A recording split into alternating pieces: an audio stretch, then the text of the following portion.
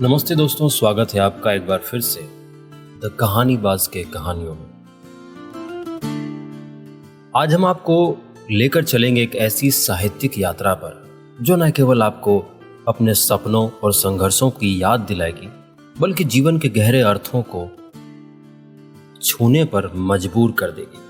हम बात कर रहे हैं दिव्य प्रकाश दुबे की मशहूर उपन्यास मुसाफिर कैफे की।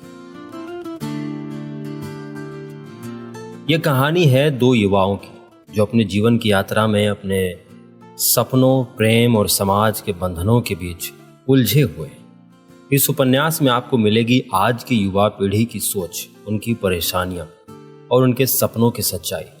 तो चलिए इस अद्भुत कहानी के सफर पर निकलते हैं और जानते हैं कि कैसे विराट और सुधा अपनी अपनी राहें चुनते हैं और जीवन के मुसाफिर बनकर कैफे की ओर बढ़ते हैं।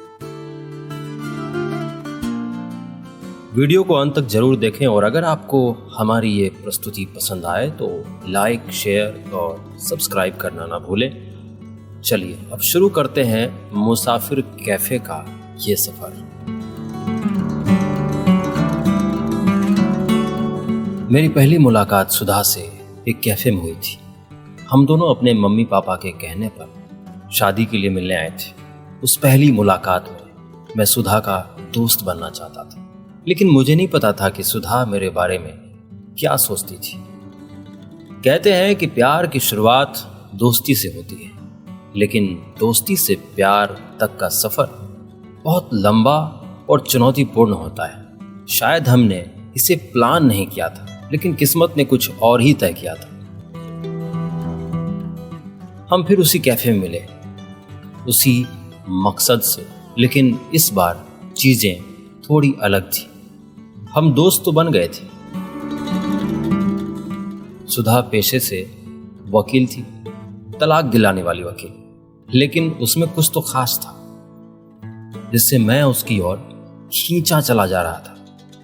जिंदगी को लेकर उसके विचार बिल्कुल अलग थे। उसका मानना था कि जिंदगी में थोड़ी पागलपन जरूरी है ताकि हम जीवन के झमेलों को झेल सकें। वो कहती थी कि जिंदगी स्कूल के टाइम टेबल की तरह नहीं होनी चाहिए, इसीलिए वो अक्सर अपने प्लान्स को बदल देती थी। हाँ, दुनिया में कोई भी इंसान पूरी तरह से परफेक्ट नहीं होता और सुधा में भी खामियां थी, जैसे कि उसका सिगरेट पीना मुझे पसंद नहीं था, लेकिन मैं कभी नहीं चाहता था कि वो सिगरेट छोड़े क्योंकि वो सिगरेट पीने के बाद बहुत सही बातें करती थी। शायद मैं सुधा से प्यार करने लगा था, लेकिन वो कहती थी कि जब तक मैं अपने पहले प्यार के लिए देवदास नहीं बन जाता, तब तक वो मुझसे प्यार नहीं करेगी। मैंने सुधा से शादी के बारे में पूछा था, लेकिन वो हमेशा यह कहकर मना कर देती कि अगर हम एक दूसरे के बारे में सब कुछ जानते हैं तो हमें शादी नहीं करनी चाहिए। हमारा रिश्ता दिन और रात की तरह था। हम एक दूसरे के करीब रह सकते थे, लेकिन कभी एक होकर नहीं रह सकते थे। नई जिंदगी हमेशा नई उम्मीदें, नए लोग और नई गलतियां लेकर आती हैं। मैंने उस दुनिया को छोड़ने का फैसला किया जिसे मैं झेल नहीं पा रहा था। मैं खुद के पागलपन को ढूंढने निकल पड़ा, एक मुसाफिर की तरह। भटकते भटकते मैं मसूरी पहुंचा और वहां मुझे अपना पुराना सपना जीने का मौका मिला, जिसे मैं शायद इस भाग दौड़ भरी जिंदगी में भूल चुका था। वो सपना था मुसाफिर कैफे, जहां कैफे के साथ साथ किताबें भी थी।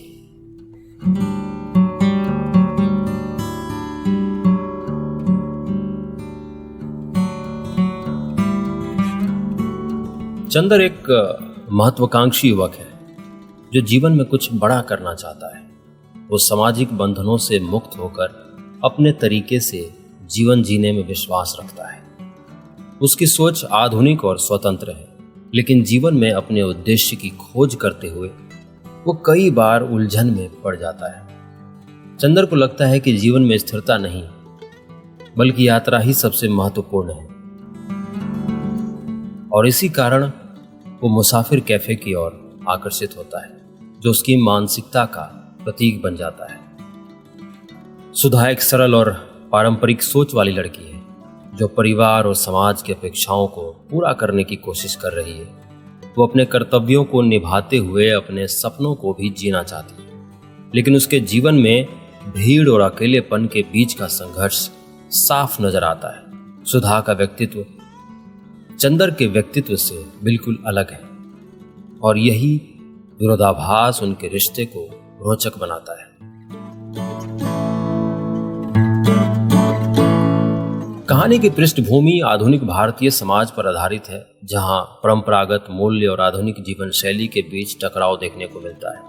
मुसाफिर कैफे इस उपन्यास का मुख्य प्रतीक है, जो एक ऐसी जगह है जहां लोग अपने जीवन की यात्रा के दौरान ठहरते हैं, विचार करते हैं और फिर से अपनी राह पकड़ते हैं। ये कैफे एक प्रतीकात्मक स्थल है, जो जीवन की अस्थिरता और यात्राओं के महत्व को दर्शाता है।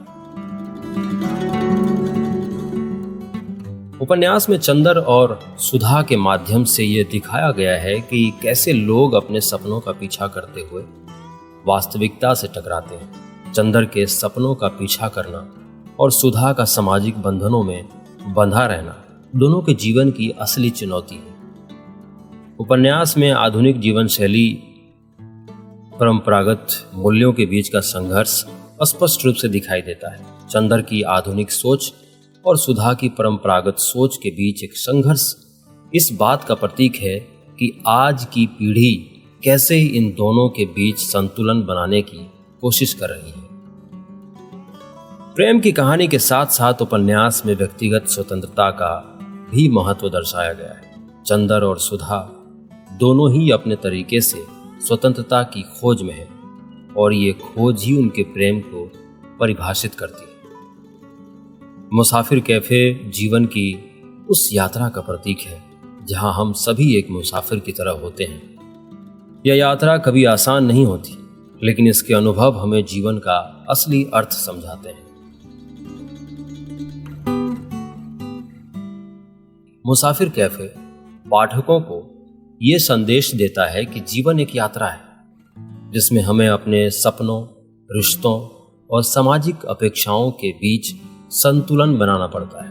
यह उपन्यास आज की पीढ़ी के लिए एक आईना है, जिसमें वे अपने जीवन के किसी न किसी पहलू को प्रतिबिंबित होता देख सकते हैं। लेखक ने बड़ी ही सादगी और गहराई के साथ इस कहानी को लिखा है, जो पाठक के दिलों को छू लेती है और उन्हें सोचने पर मजबूर करती है।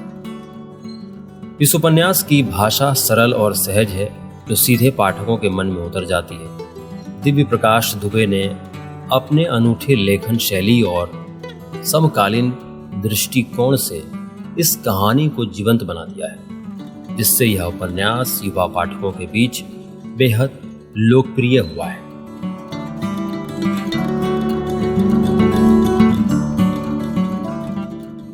तो दोस्तों, इसी तरह बने रहिए हमारे साथ, सुनते रहिए द कहानीबाज। धन्यवाद।